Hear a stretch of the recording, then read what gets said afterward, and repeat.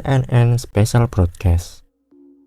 Pada awal tahun 2000-an, ada seorang user di forum internet Jepang atau Tuchan membagikan ceritanya mengenai acara TV misterius yang tidak ada di jam tayang rutin. Acara itu hanya muncul larut malam ketika seluruh program TV telah selesai mengudara. User itu kita sebut saja sebagai John. Suatu hari, John tengah menonton TV sekitar pukul 2 atau 3 dini hari. Kebanyakan saluran TV tidak menaikkan acara apapun di jam tersebut, dan mereka biasanya hanya menampilkan gambar static color bar yang khas. John mengira bahwa seluruh acara sudah selesai mengudara, dan dia pun bersiap untuk tidur.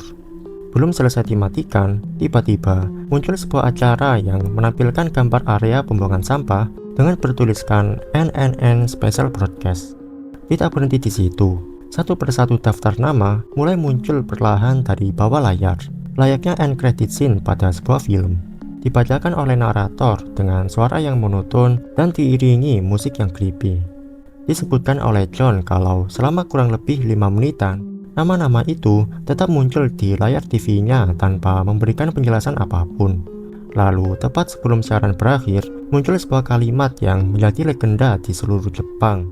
Mereka adalah korban untuk besok. Selamat malam. Kisahnya pun berakhir.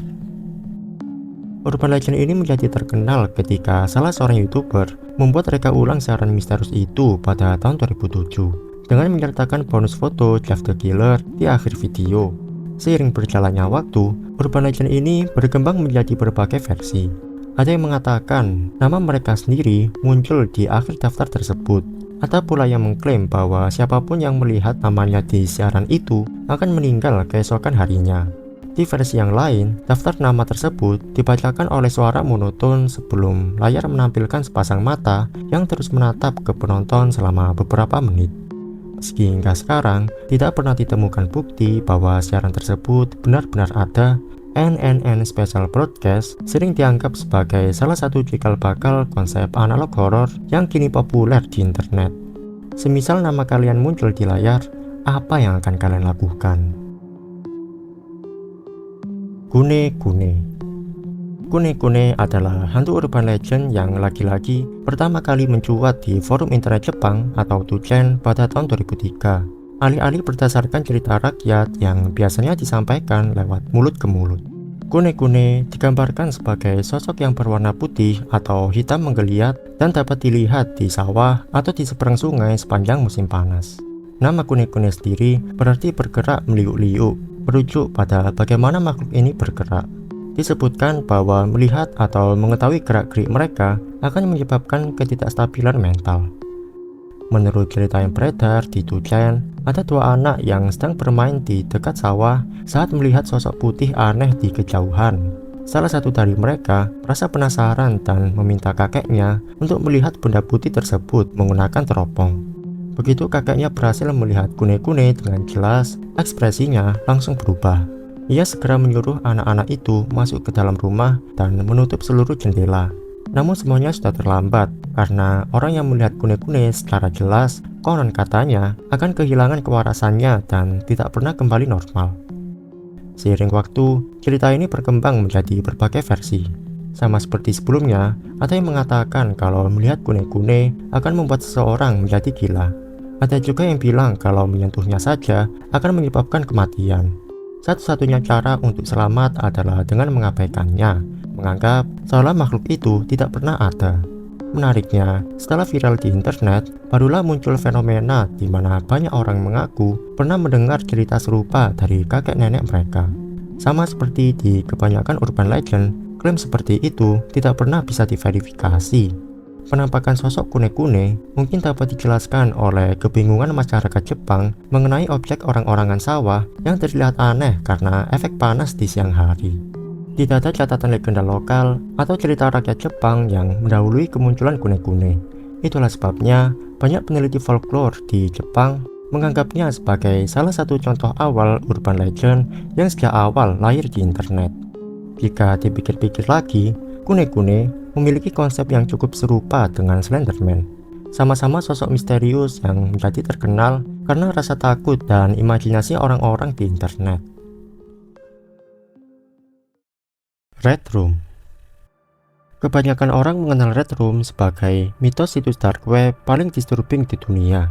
Tapi ternyata hal ini pernah disinggung oleh warganet Jepang sejak awal kemunculan internet. Red Room Curse atau kutukan Red Room adalah sebuah urban legend internet Jepang di mana sebuah pop-up misterius muncul yang konon katanya membawa kematian bagi siapapun yang menerimanya. Urban legend ini menggemparkan internet Jepang sekitar akhir tahun 90-an.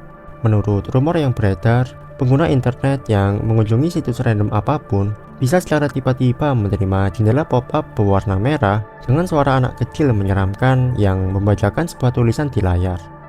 Anatawa akai heaka suki desu ka?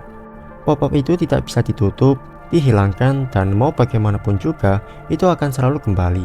Siapapun yang menerima pop-up tersebut, keesokan harinya akan berada di ruangan merah. Tidak ada yang bisa menjelaskan ruangan merah apa yang dimaksud. Popularitas legenda ini semakin meningkat setelah beredarnya sebuah animasi flash pada awal tahun 2000-an yang menceritakan kisah seorang anak laki-laki yang mengalami kejadian tersebut. Pada masa ketika pop-up iklan, virus komputer, dan situs-situs aneh masih sering ditemukan di era awal internet, cerita ini terasa sangat personal bagi banyak orang dan bisa saja terjadi. Alhasil, Red Room menjadi populer di Jepang.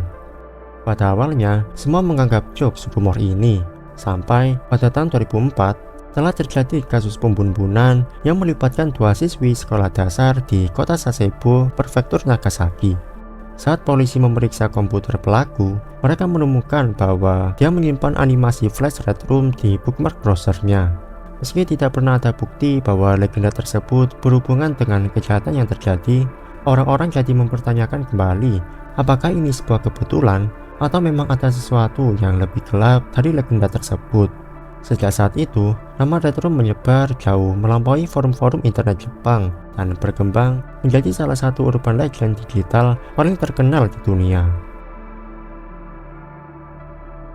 Kisaragi Station.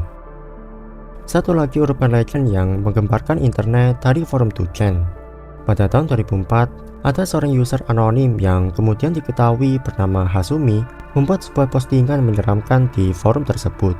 Berbeda dari urban legend sebelumnya, cerita ini disampaikan oleh Hasumi secara real time di papan diskusi dengan berinteraksi langsung dengan pengguna forum lainnya selama kejadian.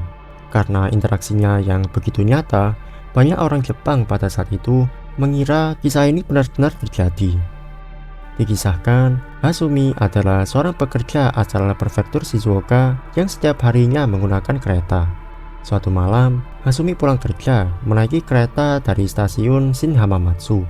Semua tampak normal sampai Hasumi merasa kalau keretanya terus melaju tanpa sekalipun berhenti di stasiun-stasiun yang dilewati. Ketika ia mencoba mencari petugas kereta, tidak ada seorang pun yang menjawab.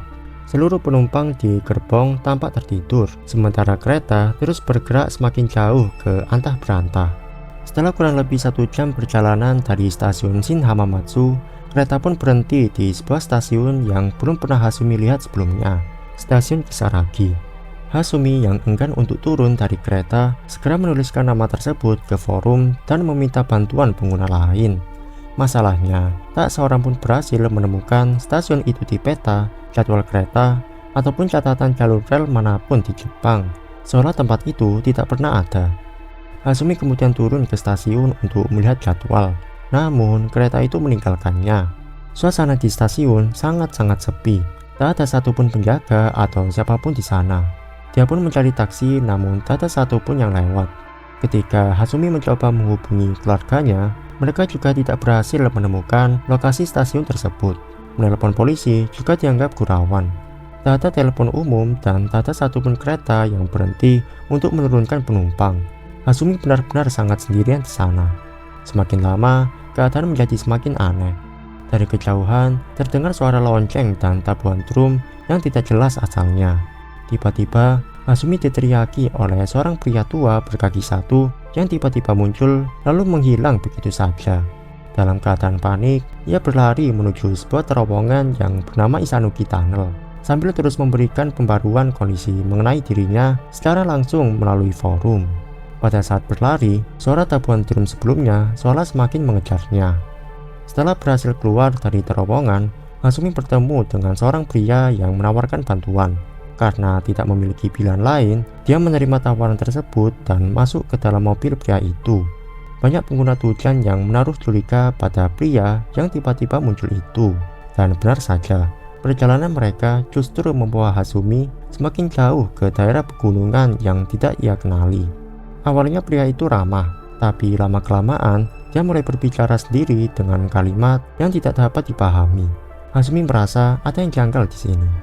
Tak lama kemudian, Hasumi mengirimkan pesan ini ke forum. Setelah itu, Hasumi tidak pernah memberikan kabar lagi, meninggalkan ribuan pengguna forum tujan bertanya-tanya apa yang sebenarnya terjadi. Hingga kini, tidak ada yang tahu di mana lokasi dari stasiun Kisaragi. Banyak orang berspekulasi bahwa stasiun tersebut terinspirasi dari stasiun Sakinomiya berdasarkan estimasi rute dan waktu perjalanan Hasumi dari Shin Hamamatsu. Meski teori itu telah dibantah oleh jurnalis yang menyelidikinya, banyak orang tetap mengunjungi stasiun Sakinomiya karena mereka percaya tempat itulah yang menginspirasi legenda tersebut. Popularitas Kisaragi Station bahkan melahirkan berbagai pop culture seperti film, lagu, dan karya lainnya. Hingga hari ini, kisah itu masih dianggap sebagai salah satu urban legend internet paling terkenal dan paling berpengaruh di Jepang.